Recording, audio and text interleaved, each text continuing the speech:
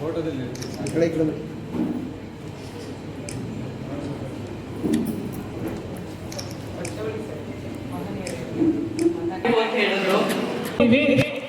ಗುರುತಿಸ್ಕೊಳ್ಳೋಕ್ಕೆ ಒಂದು ಪ್ರಶಂಸೆಯಾಗಿ ಇವತ್ತು ಮಹಿಳಾ ದಿನಾಚರಣೆ ಕಾರ್ಯಕ್ರಮನ ಇವರು ಹಮ್ಮಿಕೊಂಡು, ಸೊ ನೋಡಿ ಎಲ್ಲರೂ ಬೇರೆ ಇದರಲ್ಲಿ ಫಂಕ್ಷನ್ಗಳಲ್ಲಿ ಈ ಥರ ಮಹಿಳೆಯರಿಗೆ ಪ್ರಿಫರೆನ್ಸ್ ಕೊಡ್ತಾರಾ? ಸೊ ಖಂಡಿತ ಕೊಡಲ್ಲ. ಹಾಗಾಗಿ ಇದೊಂದು ಮಹಿಳಾ ದಿನಾಚರಣೆ ದಿನಾನಾರು ಅಟ್ಲೀಸ್ಟ್ ಮಹಿಳೆಯರನ್ನ ಕರೆಸಿ ಒಂದು ಸನ್ಮಾನಗಳು ಮತ್ತು ಅವ್ರೇನು ಯಾವ ಕ್ಷೇತ್ರದಲ್ಲಿ ಏನು ಕೆಲಸ ಮಾಡಿದ್ದಾರೆ ಅದನ್ನ ಗುರುತಿಸ್ತಾರಲ್ಲ, ಅದೊಂದು ನಮಗೆ ನಿಜವಾಗ್ಲೂ ಸಂತೋಷದ ವಿಷಯನೇ. ಸೊ ಮತ್ತೊಮ್ಮೆ ಎಲ್ಲರಿಗೂ ಮಹಿಳಾ ದಿನಾಚರಣೆಯ ಶುಭಾಶಯಗಳನ್ನ ಹೇಳ್ತಾ ಎಲ್ಲರಿಗೂ ಧನ್ಯವಾದಗಳನ್ನ ಅರ್ಪಿಸ್ತೀನಿ. Thank you. ಕೊಟ್ಟಂತಹ ರೋಹಿಣಿ ಪ್ರಿಯಾರವರಿಗೆ ಹೃತ್ಪೂರ್ವಕ ಅಭಿನಂದನೆಗಳು. ಮಹಿಳೆಯರು ಸಾಮಾಜಿಕ ಕೊಟ್ಟಿರತಕ್ಕಂತಹ ಕೊಡುಗೆಗಳನ್ನ, ಸಾಧನೆಗಳನ್ನ ಗುರುತಿಸುವಂತಹ ಒಂದು ಫೆಬ್ರವರಿ 28ರಂದು ಅಮೆರಿಕದ ಸಮಾಜವಾದಿ ಪಕ್ಷವು ಈ ಒಂದು ಮಹಿಳಾ ದಿನಾಚರಣೆಯನ್ನ ಮಾಡಬೇಕು ಅಂತ ಹೇಳಿ ಅವತ್ತು ಘೋಷಣೆಯನ್ನ ಮಾಡಿತು. ಆದರೆ ಅದ ಕಳೆದ ಒಂದು 1911 10ರಲ್ಲಿ ಒಂದು 3-4 ದೇಶಗಳು ಮಾತ್ರ ಮಾಡ್ತಾ ಇತ್ತು. 1975ರಲ್ಲಿ ವಿಶ್ವಸಂಸ್ಥೆಯ ವತಿಯಿಂದ ವಿಶ್ವದಾದ್ಯಂತ ಒಂದು ಮಹಿಳಾ ದಿನಾಚರಣೆ ಆಚರಣೆ ಮಾಡಬೇಕು ಅಂತ ಹೇಳಿ ಅಧಿಕೃತವಾಗಿ ಒಂದು ಘೋಷಣೆಯನ್ನ ಮಾಡಿದ್ರು. ಅಂತಿಮ ದಿವಸ ಮಾರ್ಚ್ 8ನೇ ತಾರೀಕು 1975ರಿಂದ ಇವತ್ತಿನವರೆಗೂ ಸಹ ಮಾರ್ಚ್ 8ರಂದು ವಿಶ್ವ ಮಹಿಳಾ ದಿನಾಚರಣೆಯಾಗಿ ನಾವು ಹಮ್ಮಿಕೊಳ್ತಾ ಬಂದಿದ್ದೇವೆ. ಬಟ್ ಮೊದಲು ಒಂದು ಸಮಾನತೆಗೋಸ್ಕರ, ಮಹಿಳೆಯರ ಒಂದು ಸಮಾನತೆಗೋಸ್ಕರ ಹೋರಾಟವನ್ನು ಮಾಡಲಿಕ್ಕೆ, ಚಳುವಳಿಗಳನ್ನು ಮಾಡಲಿಕ್ಕೆ ಈ ಮಹಿಳಾ ದಿನಾಚರಣೆಯನ್ನು ಹಮ್ಮಿಕೊಂಡಂತಹ ಉದಾಹರಣೆಗಳನ್ನ ನಾವು ಸಾಕಷ್ಟು ನೋಡಬಹುದು. ಮಹಿಳೆಯರು ಯಾವುದರಲ್ಲೂ ಸಹ ಇವತ್ತಿನ ದಿವಸದಲ್ಲಿ ಯಾವ ಕ್ಷೇತ್ರದಲ್ಲೂ ಸಹ ಕಡಿಮೆ ಇಲ್ಲ ಅಂತ ಅನ್ನೋದಕ್ಕೆ ನಮ್ಮ ಮುಂದೆ ಎಕ್ಸಾಂಪಲ್ ಆಗಿ, ಉದಾಹರಣೆಯಾಗಿ IAS ಅನ್ನ ಮುಗಿಸಿ ಇವತ್ತು ಉಪನಿರ್ದೇಶಕರಾಗಿ ಬಂದು ನಮ್ಮ ಮುಂದೆ ಕೊಡ್ತಿದ್ದಾರೆ ರಮ್ಯಾರವರು. ಅದಕ್ಕಿಂತ ಎಕ್ಸಾಂಪಲ್ ಹೆಚ್ಚು ಬೇಕಿಲ್ಲ ಅಂತ ನಾನಾದ್ರೂ ಹೇಳ್ತೇನೆ. ಮುಂದಿನ ಸಂದರ್ಭಗಳಲ್ಲಿ ಇನ್ನಷ್ಟು ಉದಾಹರಣೆಗಳನ್ನ ಕೊಡ್ತಾ, ಇಂತಹ ಉದಾಹರಣೆಗಳು ಎಲ್ಲ ಮಹಿಳೆಯರಿಗೆ ಒಂದು ಸ್ಫೂರ್ತಿಯಾಗಲಿ, ಸ್ಫೂರ್ತಿದಾಯಕವಾಗಿ ಅವರು ಸಹ ಎಚ್ಚೆತ್ತು ಈ ಕೆಲಸವನ್ನು ಮಾಡಲಿ ಅಂತನ್ನುವಂತಹ ಉದಾಹರಣೆಯನ್ನು ಹೇಳ್ತಾ ಹೇಳಿದೆ. ನನಗೂ ಭಾಷಣ ಬೇಡ ಅಂತ, ಬಟ್ ಅವರೇ ಗುರುತಿಸಿ ಕೊಡ್ತಾ ಇರಬೇಕಾದ್ರೆ ನಮ್ಮನ್ನ ನಾವು ಐಡೆಂಟಿಫೈ ಮಾಡ್ಕೋಬೇಕು ಅನ್ನೋದೊಂದೇ ನನ್ನ ಉದ್ದೇಶ ಅಷ್ಟೇನೆ. ವೇದಿಕೆ ಮೇಲೆ ಉಪಸ್ಥಿತರಿರುವಂಥ ಎಲ್ಲ ಗಣ್ಯ ವ್ಯಕ್ತಿಗಳಿಗೂ ಮತ್ತು ನನ್ನೆಲ್ಲ ಸ್ನೇಹಿತರಿಗೂ ಮಹಿಳಾ ದಿನಾಚರಣೆಯ ಆರ್ಥಿಕ ಶುಭಾಶಯಗಳನ್ನು ಹೇಳ್ತಾ, ನೋಡಿ ಇವತ್ತು ಮಹಿಳೆ ಎಲ್ಲ ಕ್ಷೇತ್ರದಲ್ಲೂ ಮುನ್ನಡೆ ತಗೊಳ್ತಾ ಇದ್ದಾರೆ, ತಗೊಳ್ತಾನೆ ಇದ್ದಾರೆ. ಆದರೂ ಇನ್ನೂ ಸಹ ನಮ್ಮಲ್ಲಿ ಮಹಿಳೆಯರಿಗೆ ಒಂದು ಇದು ನಡೀತಾನೆ ಇದೆ, ಅಂದರೆ ಶೋಷಣೆ ನಡೀತಾನೆ ಇದೆ. ಪ್ಲಸ್ ಹೆಣ್ಣು ಭ್ರೂಣ ಹತ್ಯೆ ಕೂಡ ನಡೀತಾ ಇದೆ. ಇಲ್ಲಿ ಏನಾಗ್ತಿದೆ ಅಂದರೆ ಹೆಣ್ಣಿಗೆ ಹೆಣ್ಣೆ ಶತ್ರು ಹಾಕ್ತಾ ಇದ್ದಾರೆ. ಈ ಒಂದು ಪದ್ಧತಿನ ಒಬ್ಬ ಹೆಣ್ಣೆ ಅದನ್ನ ಚೇಂಜ್ ಮಾಡಬೇಕು, ಅಂದರೆ ನಮ್ಮಲ್ಲೇನೆ ಒಂದು ಇದು ಬರಬೇಕು ಅನ್ನೋದು ನನ್ನ ಒಂದು ಕಿವಿ ಮಾತಂತ ಹೇಳ್ತೀನಿ. ಯಾಕೆ ಅಂತ ಅಂದರೆ ಇಲ್ಲಿ ಯಾವುದೇ ಒಂದು ಇದರಲ್ಲೂ ಗಂಡಿಂದು ಬರ್ತಾ ಇಲ್ಲ, ಹೆಣ್ಣಿನೇ ಅದಕ್ಕೆ ಶತ್ರು ಆಗ್ತಾ ಇದ್ದಾರೆ. ಮತ್ತು ಹೆಣ್ಣಿಗೆ ನಡೀತಾ ಇರುವಂಥ ಶೋಷಣೆನೂ ಸಹ ನಿಲ್ಲಬೇಕು. ಇದು ಬರೀ ಮಾರ್ಚ್ 8ರಂದು ಮಹಿಳಾ ದಿನಾಚರಣೆ ನಡೆಯೋದಲ್ಲ, ಪ್ರತಿದಿನವೂ ಮಹಿಳೆಯರಿಗೆ ಒಂದು ಆದ್ಯತೆ ಸಿಗಬೇಕು ಅನ್ನೋದು ನನ್ನ ಒಂದು ಕಿವಿ ಮಾತು. ಇಷ್ಟು ಹೇಳಕ್ಕೆ ಅವಕಾಶ ಕೊಟ್ಟಂತ ಎಲ್ರಿಗೂ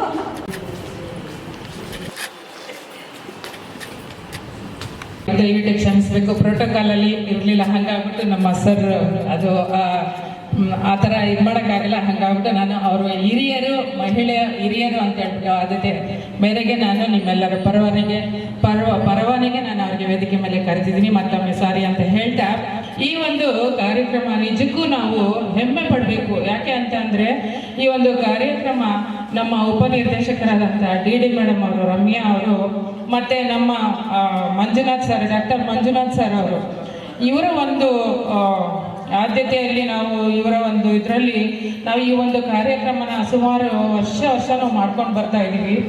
ನಾವು ಮಹಿಳೆಯರು ಅಂತ ಅಂದರೆ ನಮಗೆ ಗುರುತಿಸ್ಕೊಳ್ಳೋಕ್ಕೆ ಒಂದು ವೇದಿಕೆ ಬೇಕು, ನಾವು ಎಲ್ಲ ಸೇರ್ಕೊಂಡು ಒಂದು ಆಚರಣೆ ಮಾಡ್ಬೇಕು, ಎಲ್ಲ ಹಬ್ಬನೂ ಮಾಡ್ಬೇಕು. ನಂತರ ಈ ಕಾರ್ಯಕ್ರಮವನ್ನ ಮುಗಿದ ನಂತರ ಎಲ್ಲ ಮಹಿಳೆಯರು ಅದರ ಒಂದು ಪ್ರಾತ್ಯಕ್ಷಿಕವನ್ನ ಪ್ರಯೋಗವನ್ನ ಮಾಡಿ ನಿಮ್ಮ ಮುಂದೆ ಇಡ್ತಾರೆ. ಅದಕ್ಕೋಸ್ಕರ ಅವರು ಒಂದು ಸ್ಟಾಲ್ ಅನ್ನ ಹಾಕೊಂಡು ಈ ಒಂದು ಕಾರ್ಯಕ್ರಮದಲ್ಲಿ ಬಂದಿದ್ದಾರೆ. ಸೊ ಅದರ ಪ್ರಯೋಜನವನ್ನ ತಾವೆಲ್ಲರೂ ಪಡೆದುಕೊಳ್ಬೇಕು ಅಂತಂತ ಈ ಮುಖ್ಯನ ನಾನು ಕೇಳ್ಕೊಳ್ತಾ, ಈ ಒಂದು ಕಾರ್ಯಕ್ರಮದಲ್ಲಿ ಕನಕಪುರ ತಾಲೂಕಿನ ಮಹಿಳಾ ಘಟಕದ ಅಧ್ಯಕ್ಷರಾದಂತಹ ಶ್ರೀಮತಿ ಸುಧಾರ್ ಅವರು ಈ ಒಂದು ಕಾರ್ಯಕ್ರಮವನ್ನು ಉದ್ದೇಶಿಸಿ ಮಾತಾಡಬೇಕು ಅಂತ ಹೇಳಿ ನಾನು ಕೇಳ್ಕೊಳ್ತೇನೆ. ಮೊದಲಿಗೆ ಎಲ್ಲರಿಗೂ ವಿಶ್ವ ಮಹಿಳಾ ದಿನಾಚರಣೆಯ ಶುಭಾಶಯಗಳು. ಹೆಣ್ಣನ್ನ ಕೆಲವೊಂದು ಪ್ರಕೃತಿಯಾಗಿ ಹೋಲಿಸ್ತಾರೆ, ಶಕ್ತಿಯಾಗಿ ಹೋಲಿಸ್ತಾರೆ, ಗಂಗೆಗೆ ಹೋಲಿಸ್ತಾರೆ. ಎಲ್ಲ ರೀತಿಯಲ್ಲಿ ಎಲ್ಲ ರಂಗಗಳಲ್ಲೂ ಎಲ್ಲ ಕ್ಷೇತ್ರಗಳಲ್ಲೂ ಮಹಿಳೆ ಸಹಭಾಗಿಯಾಗಿ ಎಲ್ಲ ರೀತಿಯಲ್ಲೂ ಯಶಸ್ವಿಯಾಗಿ ಕಾರ್ಯಗಳನ್ನ ನಿರ್ವಹಿಸ್ಕೊಂಡು ಬಂದಿದ್ದಾಳೆ.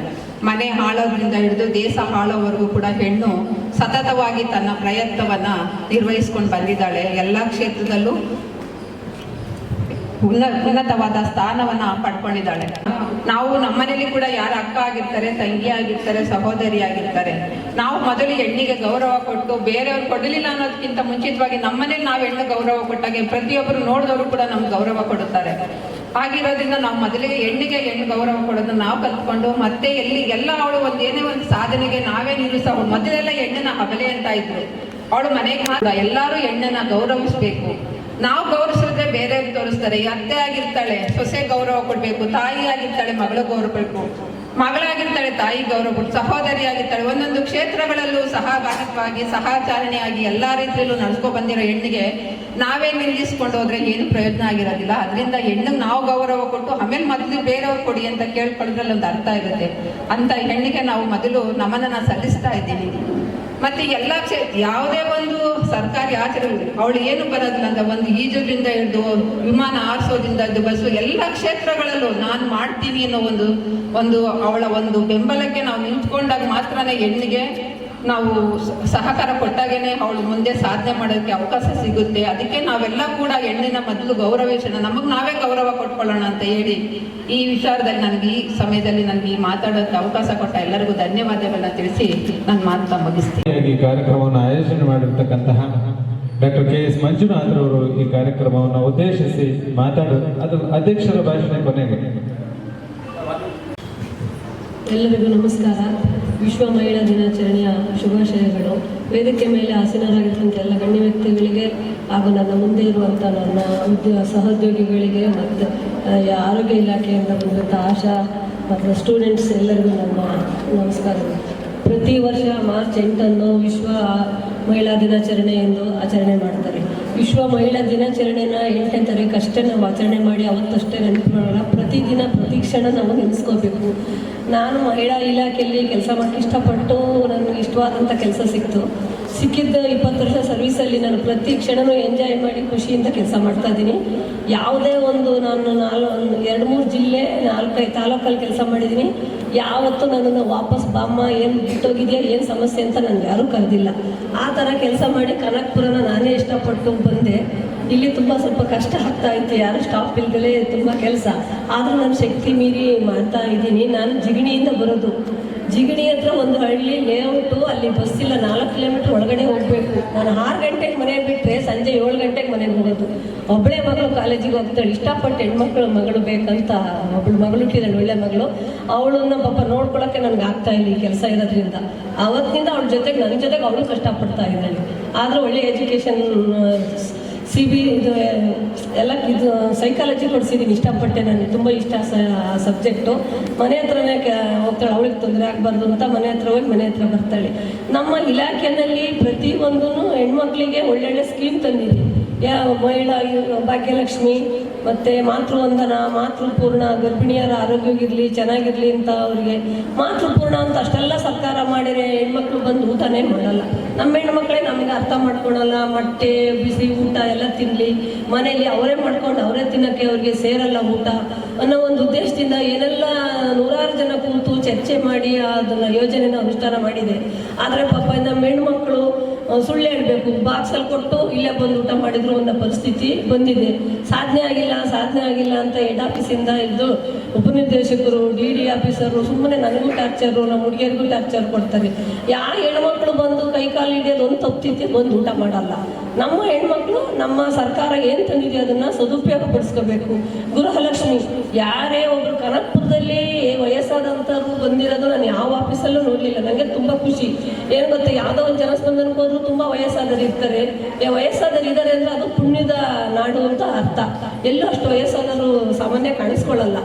ಗೃಹಲಕ್ಷ್ಮಿಗೆ ಅಂತ ಬರ್ತಾರೆ ಹೆಣ್ಮಕ್ಳು, ಪಾಪ ಎಷ್ಟು ಕಷ್ಟಪಟ್ಕೊಂಡು ಬಂದು ಅವ್ರಿಗೆ ಅರ್ಥನೇ ಆಗಲ್ಲ. ಈಗ KYC ಮಾಡಿಸಿ ಅದು ಮಾಡಿಸಿ ಇದು ಮಾಡಿಸಿ ಪಾಪ ಗೊತ್ತಾಗಲ್ಲ ಕಣಮ್ಮ ನನಗೆ ಅಂತ. ನಾನಿದ್ದಾಗ ಅದನ್ನು ಪೆನ್ನಲ್ಲಿ ಬರೆದು ಮಾಡಿ ಕಳಿಸ್ತೀನಿ. ಹೆಣ್ಮಕ್ಳಿಗೆ ನಾವು ಹೆಣ್ಮಕ್ಳೇ ಸಪೋರ್ಟ್ ಮಾಡಬೇಕಲ್ವಾ, ನಾವು ಅಂದರೆ ಇನ್ಯಾರು ನೋಡ್ಕೋತಾರೆ.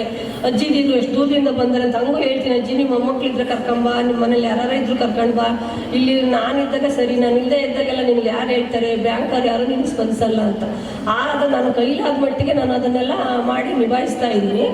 ಮತ್ತು ಇವಾಗ ಹೆಣ್ಣೊಂದು ಕಲಿತಾರೆ ಶಾಲೆಯೊಂದು ತೆರೆದಂತೆ ಅಂತ. ನಮ್ಮ ಹೆಣ್ಮಕ್ಳದು ನಮ್ಮ ಈ ಕಡೆ ದಾವಣಗೆರೆ, ತುಮಕೂರು ಈ ಸೈಡ್ ಮಾತ್ರ ಹೆಣ್ಮಕ್ಳಿಗೆ ಶಿಕ್ಷಣ ಕೊಡಿಸ್ತಾರೆ. ರಾಯಚೂರು, ಬೆಳಗಾವಿ ಆ ಕಡೆ ಎಲ್ಲ ಶಿಕ್ಷಣನೇ ಇರಲ್ಲ. ನನ್ನ ಬಸ್ಸಲ್ಲಿ ಬರ್ತಾ ದೊಡ್ಡ ಮಗು ಇರುತ್ತೆ, ಸಣ್ಣ ಮಗುನ ಎತ್ಕೊಂಡಿರ್ತೈತಿ, ಅವರಮ್ಮ ಫ್ರೀಯಾಗಿ ಪಕ್ಕದಲ್ಲಿ ಕೂತಿರ್ತಾರೆ. ಯಾಕಮ್ಮ ಸ್ಕೂಲಿಗೆ ಹೋಗಲ್ವ ಅಂದರೆ ಇಲ್ಲ ಪಾಪ ನೋಡ್ಕೊಳಕ್ಕೆ ಬಿಟ್ಟಿದ್ದೀನಿ ಅಂತಾರೆ. ಆ ತಾಯಿ ಸಹ ನನ್ನ ಮಗಳು ಓದ್ಲಿ ಅನ್ನಲ್ಲ. ಅಲ್ಲಿ ಇನ್ನೂ ಬಾಲ್ಯ ವಿವಾಹ ಕಡಿಮೆ ಆಗಿಲ್ಲ, ಇನ್ನು ಕನಕಪುರದಲ್ಲೂ ಕಡಿಮೆ ಆಗಿಲ್ಲ. ನಾನು ಬಂದ ಮೇಲೆ ನಾನು ಇಷ್ಟು ವರ್ಷದಲ್ಲಿ ಎಲ್ಲೂ ನಾನು ಜಾಸ್ತಿ ಬಾಲ್ಯ ವಿವಾಹ 6 ತಿಂಗಳಿಗೋ 3 ತಿಂಗಳಿಗೋ ಒಂದು ಅಟೆಂಡ್ ಮಾಡ್ತಿದ್ದೆ. ಇಲ್ಲಿ ಪ್ರತಿದಿನ ಬಾಲ್ಯ ಹೋದ ಕೇಸು. ಅಲ್ಲಿ ಹೋದ್ರೆ ಅವ್ರ ಹತ್ರ ನಾವು ನಿಷ್ಠುರಾಗಬೇಕು. ಅದಕ್ಕೆಲ್ಲ ಏನು ಕಾರಣ? ಶಿಕ್ಷಣ ಕಾರಣ. ನಮ್ಮ ಹೆಣ್ಣುಮಕ್ಕಳಿಗೆ ನಾವು ಎಜುಕೇಷನ್ ಕೊಡಿಸ್ಬೇಕು. ತಂದೆ ತಾಯಿ ಆದವರು 18 ವರ್ಷ ಆಗಲಿ, ಅವರು ಮನೇಲಿ ಈಗ ಓದಿದ್ರೆ ಓದಲಿ, SLC ಅಂತ ಮನೇಲಿ ಕೆಲಸ ಕಲೀಲಿ. ಮನೇನೂ ಒಂದು ದೊಡ್ಡ ಸಂಸ್ಥೆ ಇದ್ದಂಗೆ, ಅಲ್ಲಿ ಎಲ್ಲ ಕೆಲಸ ಕಲ್ತ್ಕೊಳ್ಳೋದೇನಷ್ಟು ಸುಲಭ ಅಲ್ಲ. ಎಲ್ಲ ಅಡುಗೆ ಊಟ ತಿಂಡಿ ಎಲ್ಲ ಕಲೀಲಿ, ನೀನು ಮಾಡಮ್ಮ ಅಂತ ಅವ್ರಿಗೆ ಸ್ಫೂರ್ತಿ ತುಂಬಿ ತಂದೆ ತಾಯಿ ಆದವರು ಹೆಣ್ಮಕ್ಳನ್ನ ನಾವು ಗೌರವ ಕೊಟ್ಟು ಬೆಳೆಸ್ಬೇಕು. ಒಂದೇ ಗಂಡು ಒಂದು ಹೆಣ್ಣಿಗೆ ತಿಂದರೆ ಗಂಟಿಗೆ ಪ್ರಿಫರೆನ್ಸ್ ಕೊಡ್ತಾರೆ ಹೊರತು ಹೆಣ್ಣಿಗೆ ಪ್ರಿಫರೆನ್ಸ್ ಕೊಡಲ್ಲ. ಇಲ್ಲಿ ಪುರುಷ ಪ್ರಧಾನ ಮಹಿಳಾ ಸಮಾಜ ಅಂತ, ಇಲ್ಲಿ ಮಂಗಳೂರು ಸೈಡಲ್ಲವ ಮಹಿಳಾ ಪ್ರಧಾನ ಅಂತ ಹೇಳ್ತಾರೆ. ಈ ಪುರುಷ ಪ್ರಧಾನ ಇರೋದ್ರಿಂದ ನನ್ನ ಗಂಡ ಏನಂತಾನೋ, ನನ್ನ ಮಾವ ಏನಂತಾನೋ ಅನ್ನೋ ಒಂದು ಇದರಲ್ಲಿ ಕೀಳರಿಮೆನಲ್ಲಿ ಹೆಣ್ಣು ಬದುಕಬೇಕಾಗಿದೆ. ನಾನೇನೆ ನಮ್ಮನೇಲಿ ನಾನು ಎಷ್ಟೇ ಕೆಲಸದಲ್ಲಿದ್ರೂ ಮನೆಯಲ್ಲಿ ನಮ್ಮನೇಲೆ ನಾನು ಸರಿ ಸಾಮಾರ ನಮ್ಮ ಅತ್ತೆ ಜೊತೆ ಕೂತ್ಕೊಳ್ಳೋಗಿರಲ್ಲ.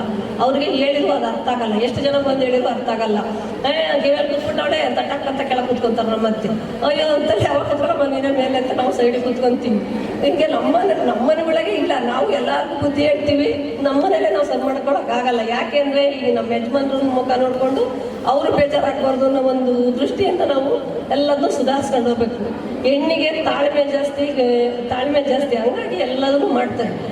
ಮೇಡಮ್ ಹೇಳಿದ್ರು ಚಿಲ್ಕ ಹಾಕೋದ್ರಿಂದ ಚಿಲ್ಕ ತೆಗಿಯೋದ್ರಿಂದ ಹಾಕೋದ್ರವರೆಗೂ ಅಂತ. ಅದು ಒಂದಲ್ಲ 2 ಹೇಳಿದ್ರೆ ಕೋಪ ಮಾಡ್ಕೊತಾರೆ. ನಾನು ನಮ್ಮ ಮನೆಯವ್ರು 8 ಅವರ್ ಪ್ರೈವೇಟ್ ಫ್ಯಾಕ್ಟ್ರಿ ಮಾಡ್ಕೊಂಡು ಸುಸ್ತು ಅಂತಾರೆ. ನಾನು ಅದೇ 6ರಿಂದ 6 12 ಅವರ್ ಡ್ಯೂಟಿ ಮಾಡಿ ಮತ್ತೆ ಹೋಗಿ ಅಡುಗೆ ಮಾಡ್ಬೇಕು. ನಾನು ಮತ್ತು 11 ಗಂಟೆ ತನಕ ಎಲ್ಲ ಮಾಡಿ ಫ್ರಿಜ್ ಗಿಡೋದ್ರಿಂದ ಉಳಿದೋದನ್ನ ಕೆಲಸ ಮಾಡಬೇಕು. ಅದು ಮೊದಲು ನಮ್ಮ ಮನೆಯಲ್ಲಿ ನಮ್ಮ ಗಂಡಂದಿರು, ಅತ್ತೆ ಮಾವ, ಅಕ್ಕಪಕ್ಕದವರು ನಮಗೆ ಬೆಲೆ ಕೊಡಬೇಕು ಹೆಣ್ಣಿಗೆ. ಆವಾಗ ಹೆಣ್ಣು ಒಂದು ಉತ್ತಮವಾದ ಸರಿ ಸಮಾನತೆಯಿಂದ ಬದುಕ್ತಾಳೆ. ಈಗ ಬೇಟಿ ಬಚಾವೋ ಬೇಟಿ ಪಡಾವೋ ಪ್ರಧಾನಮಂತ್ರಿ ಮಾಡಿದ್ದಾರೆ, ಹೆಣ್ಣನ್ನು ಉಳಿಸಿ ಹೆಣ್ಣಿಗೆ ಶಿಕ್ಷಣ ಕೊಡಿಸಿ ಅಂತ. ನಾವು ಎಲ್ಲ ಕಡೆ ಅವಾಗ ಗಲಾಟೆ ಮಾಡ್ತೇವೆ, ಹುಡುಗರು ಸ್ವಲ್ಪ ಕೇಳಿಸ್ಕೊಳ್ಳಲ್ಲ, ಮಾಸ್ಟರ್ಗಳಿಗೆ ಹೇಳ್ತೀವಿ ಇದೊಂಚೂರು ನೋಡಿ ಸರ್ ಅಂತ ಬರ್ತೀವಿ. ಎಲ್ಲೂ ನೋಡಿರೋ ಪ್ರಧಾನ ಅಂದರೆ ಆಗೋದಿಲ್ಲ. ಎಲ್ಲರೂ ನಾವು ಇಲ್ಲಿ ಸ್ಟಾರ್ಟಿಂಗಿಂದ ಎಂಡಿಂಗ್ವರೆಗೂ ಮಾಡಬೇಕು. ಹೆಣ್ಮಕ್ಳು ಮನಸ್ಸು ಮಾಡಿದರೆ ಏನು ಬೇಕಾದ್ರೂ ಮಾಡ್ತಾರೆ. ಯಾವುದೋ ಒಂದು ಇಂಟ್ರ್ವ್ಯೂ ಹೋದರೆ ಗಂಡು ಮಕ್ಕಳು ಹೆಣ್ಮಕ್ಳು ಕೂತಿದ್ರೆ ಹೆಣ್ಮಕ್ಳಿಗೆ ಕೊಡ್ತಾರೆ. ಯಾಕೆಂದರೆ ಅವರು ಕರೆಕ್ಟಾಗಿ ಭಯ ಭಕ್ತಿಯಿಂದ ಕೆಲಸ ಮಾಡ್ತಾರೆ ಕಣಪ್ಪ, ನಂಬಿಕೆಯಿಂದ ಅಂತ. ಹಂಗಾಗಿ ಎಲ್ಲ ಕಡೆಯಲ್ಲೂ ಇದೆ, ಅದನ್ನು ಉಳಿಸ್ಕೋಬೇಕು. ಇನ್ನೂ ನಾವು 50%ಗೆ ಬಂದಿದ್ದೀವಿ ಅಷ್ಟೇ ಸಮಾನತೆ ಅನ್ನೋದ್ರಲ್ಲಿ. ಫುಲ್ಲು 100% ಆಗಿಲ್ಲ. ಇವತ್ತು ನಾನು ಬೆಳಿಗ್ಗೆ ಬಸ್ ಮಿಸ್ ಆಯ್ತು, ಒಬ್ಬರು ಗಾಡಿ ಕೈ ಅಡ್ಡ ಹಾಕೊಂಡು ಬಂದು 10 ಗಂಟೆ ಇಲ್ಲಿ ಬರಬೇಕು ಅಂತ ಹೇಳಿದ್ದಾರೆ ಅಂತ.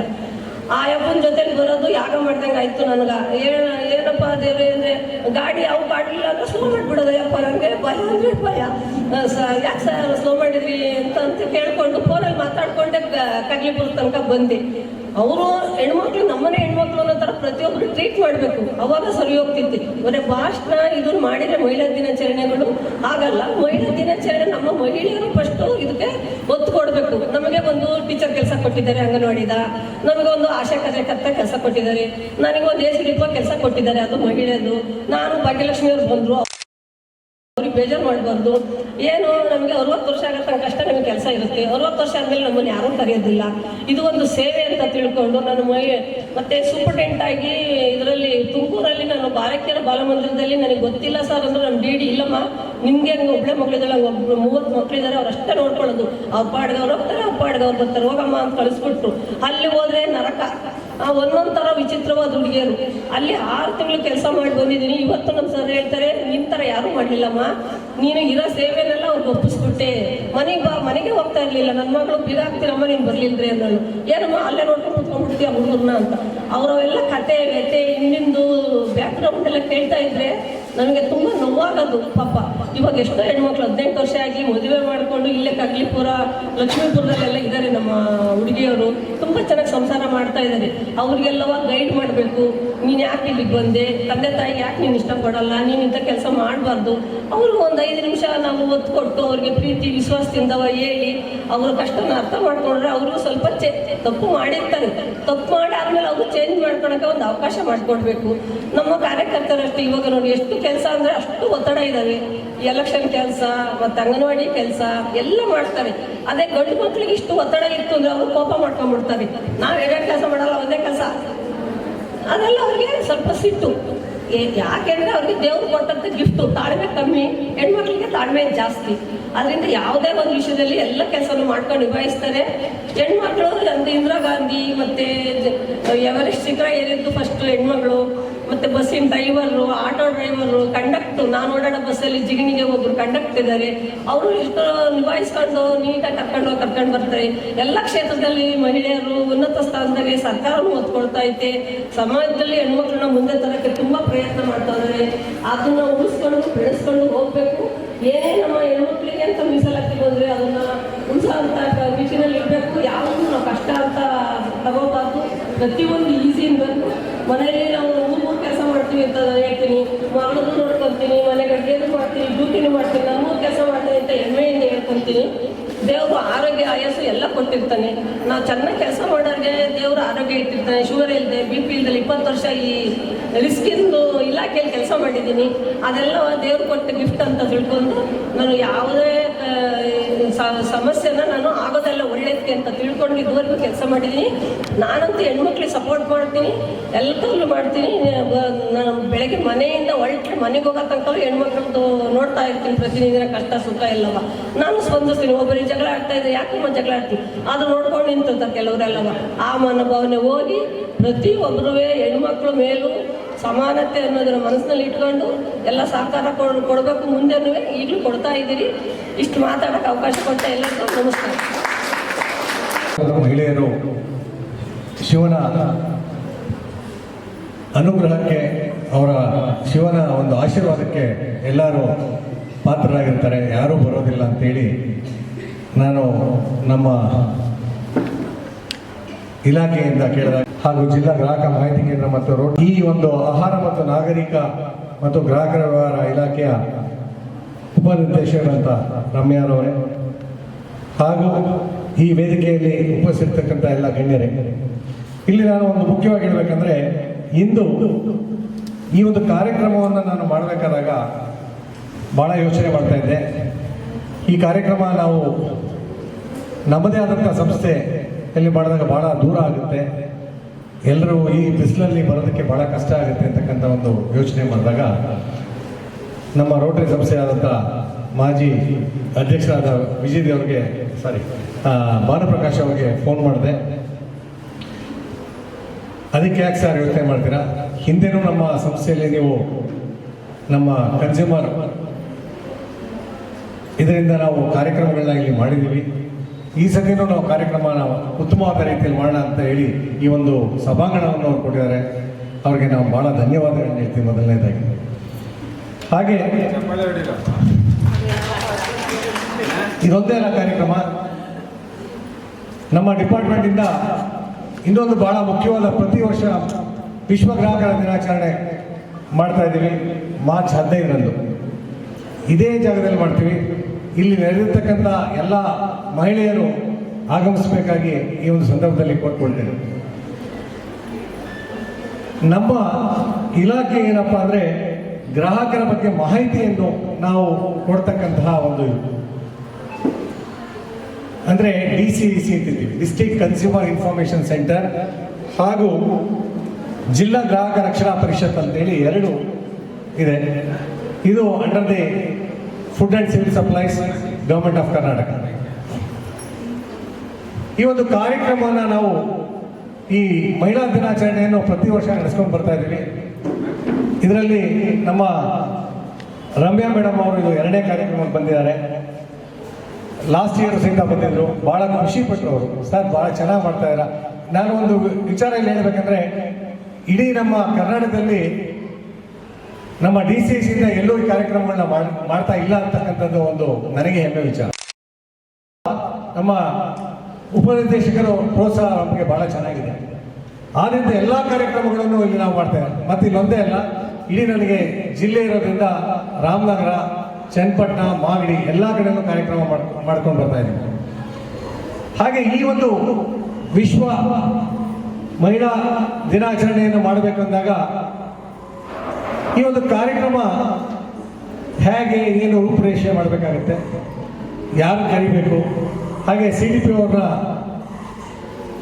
ನಮ್ಮ ಮಹಿಳಾ ಸದಸ್ಯರು ಕಲಾವತಿ ಅವ್ರಿಗೆ ಹೇಳಿದ್ವಿ. ಕಲಾವತಿ ಅವರು ನಮ್ಮ ವಿಕಲಚೇತನ ಒಂದು ಸಂಘ ಇದೆ ಅಲ್ಲಿಂದ, ಹಾಗೂ CDP ಅವರು ಇದ್ದಾರೆ ಅಲ್ಲಿಂದ ನಾವು ಸಹಿತ ನಾವು ಕರ್ಸೋಣ ಸರ್, ಏನು ಯೋಚನೆ ಮಾಡಬೇಡಿ, ನಾನು ಸಪೋರ್ಟ್ ಮಾಡ್ತೀನಿ ಅಂತ ಹೇಳಿದರು. ಹಾಗೆ ಮತ್ತೆ ನಮ್ಮದೇ ಆದಂಥ ಮೆಡಿಕಲ್ ಫೀಲ್ಡ್ ಇರೋದ್ರಿಂದ ನಮ್ಮ ಡಾಕ್ಟರ್ ರಾಜು ಅವ್ರಿಗೆ ಫೋನ್ ಮಾಡಿದೆ, ಆಶಾ ಕಾರ್ಯಕರ್ತರು ಕಳಿಸ್ಕೊಡ್ತೀವಿ ಅಂದರು. ಯಾಕೆ ಇದು ಒಂದಕ್ಕೊಂದು ಲಿಂಕ್ ಯಾಕೆ ಅಂತ ಹೇಳಿದ್ರೆ, ನಮ್ಮ ಮಕ್ಕಳು ಪೋಲಿಯೋ ವ್ಯಾಕ್ಸಿನೇಷನ್ಗೆ ಹೋಗ್ತಾರೆ ಮುಖ್ಯವಾಗಿ. ಈಗಾಗಲೇ ನಿಮ್ಮ ಜೊತೆಯಲ್ಲಿ ನಮ್ಮ ಮಕ್ಕಳೆಲ್ಲ ಮಾಡಿದ್ದಾರೆ ನೋಡಿ. ಎಲ್ಲಿಂದ ಎಲ್ಲೇ ಹೋಗಲಿ ಹೆಣ್ಣು ಮಕ್ಕಳೇ ಪ್ರಧಾನ. ನಮ್ಮ ಆರೋಗ್ಯ ಸೇವೆ ಮಾಡಬೇಕಾದ್ರೆ ಹೆಣ್ಮಕ್ಳೇ ಬೇಕು. ಯಾವುದೇ ಒಂದು ರಿಸೆಪ್ಷನ್ ಯಾವ್ದಾರ ಇದಕ್ಕೆ ಹೋಗ್ತೀರಾ, ಅಲ್ಲಿ ಆಫೀಸ್ಗಳಲ್ಲಿ ಅಲ್ಲೂ ಹೆಣ್ಮಕ್ಳು. ಅಂದ್ರೆ ಇಲ್ಲಿ ನಾವು ಹೆಣ್ಣಿನ ಪ್ರಧಾನವಾಗಿ ನಾವು ನೋಡ್ತೀವಿ. ಹೆಣ್ಣನ್ನು ನಾವು ಗೌರವಿಸ್ಬೇಕಂತಕ್ಕಂಥದ್ದು ಒಂದು ಮುಖ್ಯವಾಗಿದೆ. ಹೆಣ್ಣು ಒಂದು ಕಣ್ಣು ಅಂತಕ್ಕಂಥದ್ದನ್ನು ನಾವು ನೋಡಿದಾಗ ಮನೆಯಲ್ಲಿ ನಾವು ಹೆಂಡತಿಯಾಗಿ, ತಾಯಿಯಾಗಿ, ಅಜ್ಜಿಯಾಗಿ, ಅಕ್ಕ ತಂಗಿಯರಾಗಿ ಎಲ್ಲವನ್ನು ನಾವು ನೋಡಿದಾಗ ಗಂಡಸರಿಗೆ ಬೆನ್ನೆಲುಬಾಗಿ ನಿಂತಿರ್ತಾರೆ ಎಲ್ಲರೂ. ನಾವು ಯಾವುದೇ ಒಂದು ಕೆಲಸ ಮಾಡಬೇಕಾದಾಗ ಹೆಣ್ಣಿಗೆ ನಾವು ಹೆಜ್ಜೆ ಇಕ್ಕೋದೇ ಇಲ್ಲ ಅಂತಕ್ಕಂಥದ್ದು ಒಂದು ಈ ಸಂದರ್ಭದಲ್ಲಿ ಹೇಳಬೇಕಾಗಿದೆ. ಯಾಕೆಂದ್ರೆ ಬೆಳಗ್ಗೆ ತಿಂಡಿ ಹೊರಗಡೆ ಹೋಗ್ತೀವಿ ಅಂದ್ರೆ ಸ್ನಾನ ಮಾಡ್ಕೊಂಡು ಹೋಗ್ರಿ, ಪೂಜೆ ಮಾಡ್ಕೊಂಡು ಹೋಗ್ರಿ, ತಿಂಡಿ ತಿನ್ಕೊಂಡು ಹೋಗ್ರಿ. ಮುಖ್ಯವಾಗಿ ಪಾಪ ಹೊಟ್ಟೆ ಹಸ್ಕೊಂಡು ಗಂಡದಿರ ಯಾರು ಮಕ್ಕಳನ್ನ ಯಾರು ಹೆಣ್ಣಾದವ್ರು ಕಲಿಸೋದಿಲ್ಲ. ಇದು ಸರ್ವೇ ಸಹಜವಾಗಿ. ಅಂದ್ರೆ ಹೆಣ್ಣಿನ ಪ್ರಾಮುಖ್ಯತೆಯಲ್ಲಿ ಎಷ್ಟು ಮುಖ್ಯ ಅಂದ್ರೆ, ಹೆಣ್ಣು ಬಹಳ ಪ್ರಧಾನವಾಗಿ ನಮ್ಮ ಸಮಾಜದಲ್ಲಿ ಇದ್ದಾರೆ ಅಂತಕ್ಕಂಥದ್ದನ್ನ ನಾವು ಅವ್ರನ್ನ ಗೌರವಿಸಬೇಕು ಅಂತಕ್ಕಂಥದ್ದನ್ನ ನಾವು ಕಲಿಬೇಕು. ಈಗಾಗಲೇ ಹೆಣ್ಣಿನ ಬಗ್ಗೆ ನಮ್ಮ ವೇದಿಕೆಯಲ್ಲಿರ್ತಕ್ಕಂಥವ್ರು ಎಲ್ಲ ವಿಚಾರಗಳನ್ನ ತಿಳಿಸಿದ್ದಾರೆ. ಇನ್ನೇನು ಉಳಿದಿಲ್ಲ ನಾನು ಹೇಳೋದಕ್ಕೆ. ನಾನು ಮತ್ತೆ ಹೇಳ್ತಾ ಹೋದಾಗ ಅದೇ ರಿಪಿಟೇಷನ್ ಆಗ್ತದೆ. ಆದರೆ ನನ್ನ ಡಿಪಾರ್ಟ್ಮೆಂಟ್ಗೆ ಬಂದಾಗ, ಕನ್ಸ್ಯೂಮರ್ ಡಿಪಾರ್ಟ್ಮೆಂಟ್ಗೆ ಬಂದಾಗ ನಾನೊಂದೆರಡು ಹೆಣ್ಣಿನ ವಿಚಾರವಾಗಿ ಮಾತಾಡಬೇಕು. ಇಲ್ಲಿ ಅನ್ಯತಾ ಭಾವಿಸಬಾರ್ದು. ಕೆಲವೊಂದು ಸಂದರ್ಭದಲ್ಲಿ ನಾವು ಬಹಳ ಮೋಸ ಹೋಗ್ತೀವಿ ಹೆಣ್ಣು ಮಕ್ಕಳು.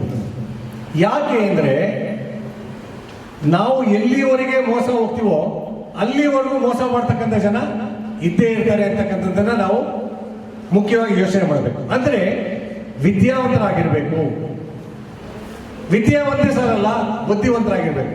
ಕೆಲವು ಟೈಮಲ್ಲಿ ನಮಗೆ ವಿದ್ಯೆ ಇಲ್ಲದೆ ಇರ್ಬೋದು, ಆದರೆ ಬುದ್ಧಿವಂತಿಕೆ ಅಂತೂ ಇದ್ದೇ ಇರುತ್ತೆ. ಒಬ್ಬ ಮೋಸ ಮಾಡ್ತಾನೆ ಅಂತಕ್ಕಂಥದ್ದು ವಿಚಾರ ತಿಳಿದಾಗ ಸಮಾಜದಲ್ಲಿ ನಾವು 100 ಜನ ಇದ್ದೀವಿ, ಒಂದು ಮಹಿಳೆಗೆ ಮೋಸ ಆಗಿದೆ ಅಂದಾಗ 99 ಮಹಿಳೆಯರು ಎಚ್ಚೆತ್ತುಕೊಳ್ತಕ್ಕಂಥದ್ದು ಬಹಳ ಮುಖ್ಯವಾಗಿರ್ತದೆ. ಹಾಗಾಗಿ ನಮ್ಮ ಕೇಂದ್ರ ಸರ್ಕಾರ, ರಾಜ್ಯ ಸರ್ಕಾರ ಇವತ್ತು ಜಾಗೋ ಗ್ರಾಹಕ ಜಾಗೋ ಅಂದ್ರೆ ಗ್ರಾಹಕ ಎಚ್ಚರ ಎಚ್ಚರ ಅಂತಕ್ಕಂಥ ವಿಚಾರವನ್ನು ನಾವು ಇಲ್ಲಿ ಅಂದ್ರೆ ಏನು, ಯಾವ ರೀತಿ ನಾವು ಮೋಸ ಆಗ್ತೀವಿ, ನಾವೇನು ಬೇಕು ಅಂತ ಮೋಸ ಹೋಗಲ್ಲ, ಮೋಸ ಮಾಡ್ತಕ್ಕಂಥ ಜನ ಇದ್ದಾರೆ, ಆದ್ರೆ ನಾವು ಮೋಸ ಹೋಗ್ತೀವಿ. ಅದಕ್ಕೆ ಜಾಗೋ ಗ್ರಾಹಕ, ಎಚ್ಚೆತ್ತುಕೊಡಿ ಗ್ರಾಹಕರೇ. ಈ ಸಂದರ್ಭದಲ್ಲಿ ನಾನು ಜಾಸ್ತಿ ಹೇಳಲಿಕ್ಕೆ ಇಷ್ಟಪಡೋದಿಲ್ಲ, ಯಾಕೆಂದ್ರೆ ಮಹಿಳಾ ದಿನಾಚರಣೆ ಮತ್ತೆ ಎಲ್ಲ ಅಡ್ಡಿಸ್ಕೊಂಡು ನಾನು ಗುಡಿಗೆ ಬಂದ್ಬಿಡ್ತೀನಿ ಆಮೇಲೆ. ಯಾಕೆ ಅಂದ್ರೆ ಮೋಸ ಹೋಗ್ಬಿಡ್ತಾರೆ, ನೀವು ಹೋದ್ರೆ ಕಷ್ಟ ಆಗುತ್ತೆ. ಮೋಸ ಮಾಡ್ತಾರೆ ಜನ, ಮೋಸ ಹೋಗ್ಬೇಡಿ ಅಂತಕ್ಕಂಥ ವಿಚಾರ ಹೇಳ್ಬೋದು. 15ನೇ ತಾರೀಕು ವೇದಿಕೆಗೆ ಬನ್ನಿ, ಪೂರ್ತಿ ಡೀಟೇಲ್ ಆಗಿ ಬೆಂಗಳೂರಿಂದನೂ ಬರ್ತಾರೆ, ಮೇಡಮ್ ಇರ್ತಾರೆ, ನಾವು ನಿಮಗೆ ಯಾವ ರೀತಿ ನೀವು ಸಮಾಜದಲ್ಲಿ ಮೋಸ ಹೋಗ್ತೀರಾ ಅಂತಕ್ಕಂಥ ವಿಚಾರವನ್ನು ನಾವು ತಿಳಿಸ್ಲಿಕ್ಕೆ ಸಿದ್ಧವಿದ್ದೀವಿ. ಈ ಒಂದು ಸಂದರ್ಭದಲ್ಲಿ ನಾನು ಹೆಚ್ಚು ಮಾತಾಡಲಿಕ್ಕೆ ಇಷ್ಟಪಡೋದಿಲ್ಲ. ಕೊನೆಯದಾಗಿ, ಹೆಣ್ಣು ಇವತ್ತು ಸಮಾಜದ ಮುಖ್ಯ ಕಣ್ಣು ಅಂತಕ್ಕಂಥ ವಿಚಾರವನ್ನು ಇವತ್ತು ನಾನು ಹೇಳ್ತಾ ಈ ಒಂದು 2 ಮಾತುಗಳನ್ನು ಆಡಲಿಕ್ಕೆ ಅವಕಾಶ ಕೊಟ್ಟಿದ್ದ ತಮ್ಮೆಲ್ಲರಿಗೂ ವಂದನೆಗಳನ್ನು. ಧನ್ಯವಾದ. ಆದ್ರೂ ನೀವು ಆ ಒಂದು ಎಲ್ಲ ಕೆಲಸನ ನಿಭಾಯಿಸಿದರೆ ನಿಮಗೂ ಸಹ ಅಂಗನವಾಡಿ ಶಿಕ್ಷಕರಿಗೆ ಮತ್ತು ಆಶಾ ಶಿಕ್ಷಕರಿಗೆ ನನ್ನ ಒಂದು ಧನ್ಯವಾದ. ಪೂರಕವಾಗಿ ಸ್ವಾಗತ ಬಯಸ್ತೇನೆ. ಹಾಗೆ ಈ ರೀತಿ ಆಗುತ್ತೆ ಅಂತ ನನಗೂ ಅನ್ಕೊಂಡಿಲ್ಲ. ನನಗೂ ಕೂಡ ಗುರುತಿಸ್ತಾರಂತ ಒಂದು ಈಗ ನೆನಪಾಗ್ತಾ ಇದೆ, ನನ್ನೂ ಕೂಡ ಗುರುತಿಸೋರಿದ್ದಾರ ಅಂತ ಹೇಳಿ. ಸೊ ನನಗೆ ತುಂಬ ಹೆಮ್ಮಾಗ್ತಾ ಇದೆ. ನಾನು ಒಂದು ಹೆಣ್ಣಾಗಿ ನನಗೆ ಯಾರು ಗುರುತಿಸ್ತಾ ಇಲ್ವಲ್ಲ, ನನ್ನ ಜೀವನ ಹೀಗೆ ಅಂತ ಅನ್ಕೊಂಡಿದ್ವಿ. ಸೊ ನನ್ನ ತಿಳಿದಿರೋ ಪ್ರಕಾರ ನನಗೂ ಅಷ್ಟೇ, ನನ್ನ ದೇಹಕ್ಕೆ ಆಗಿರೋದು ಹೊರತು ನನ್ನ ಮನಸ್ಸಿರಲ್ಲ. ಏನೇ ಕೆಲಸ ಕೊಟ್ಟರು ನಾನು ಮಾಡಬಲ್ಲೆ, ಮಾಡೋ ಛಲ ಒಂದು ಹೆಣ್ಣಿಗಿದೆ. ಆ ಹೆಣ್ಣು ನಾನು ಒಬ್ಬನಂತ ಆಚರಣೆ ಮಾಡಲಿಕ್ಕೆ ಸಹಭಾಗಿಯಾಗಿರ್ತಕ್ಕಂಥ ಎಲ್ಲರಿಗೂ ನಾನು ಮೊದಲನೆಯದಾಗಿ ಅಭಿನಂದನೆಗಳನ್ನು ಸಲ್ಲಿಸ್ತೇನೆ. ಎರಡನೆಯದಾಗಿ, ಈ ಒಂದು ಕಾರ್ಯಕ್ರಮಕ್ಕೆ ವೇದಿಕೆಗೆ